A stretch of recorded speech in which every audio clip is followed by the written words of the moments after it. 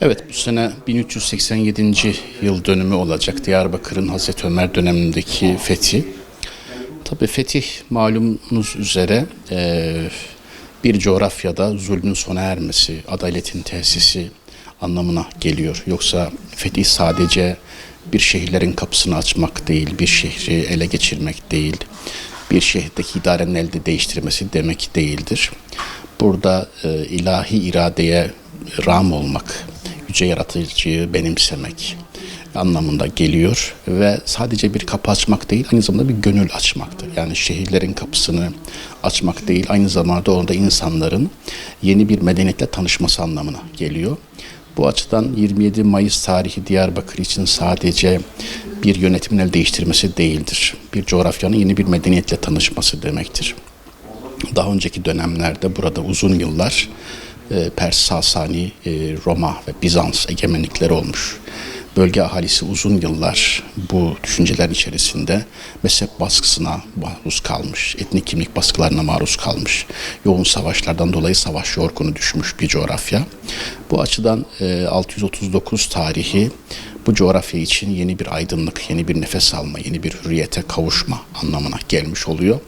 Nitekim fetihle de bunu görüyoruz. Fetihle beraber Diyarbakır yeni bir özgürlüğe kavuşmuştur. Diyarbakır'da bu özgürlükle beraber yaşayan halklar nefes almaya başlamıştır. Bunun somut göstergesi İslami fetih dönemlerinde buradaki yaşayan insanların muhabbetlerinin devam ediyor olması, kimliklerinin devam ediyor olması, ekonomilerinin artarak devam ediyor olması, buranın bir ticaret merkezi olması, burada birlikte yaşama ve kardeşlik duygularının var olmuş olması.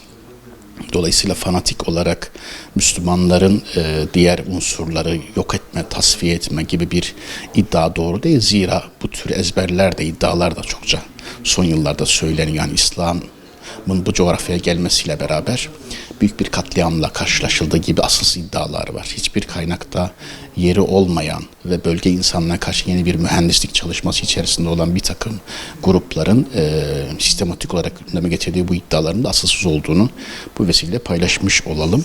Bu açıdan 639 tarihi bu coğrafyanın yeni bir hürriyetle tanışma dönemidir. Tabii günümüzde fethi nasıl algılamak gerekiyor? Artık bir toprak ele geçirmek değil.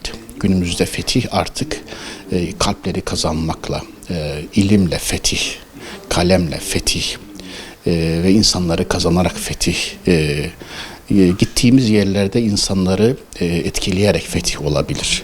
Yoksa kabaca işte bir hakimiyet alanımız gibi bir şey değil. Gittiğiniz yerde bir şey katabiliyorsanız fetih devam ediyor demektir.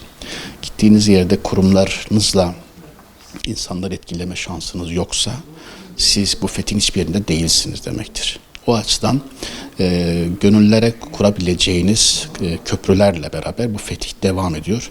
İnşallah 630'daki fetih ruhuyla günümüzün bu imkanlarını birleştirip yeniden fethi hissetmek ve idrak etmek durumundayız.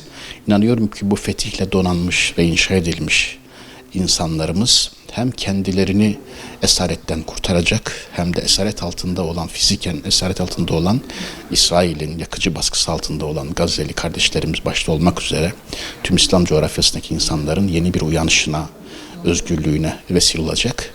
Belki o zulmedenlerin de özgürlüğüne, kurtuluşuna vesile olacak diyebiliriz. İnşallah fetihle yeniden doğmayı, yeniden dirilmeyi, yeniden vahye tabi olmayı nasip eder Rabbim diyebiliriz.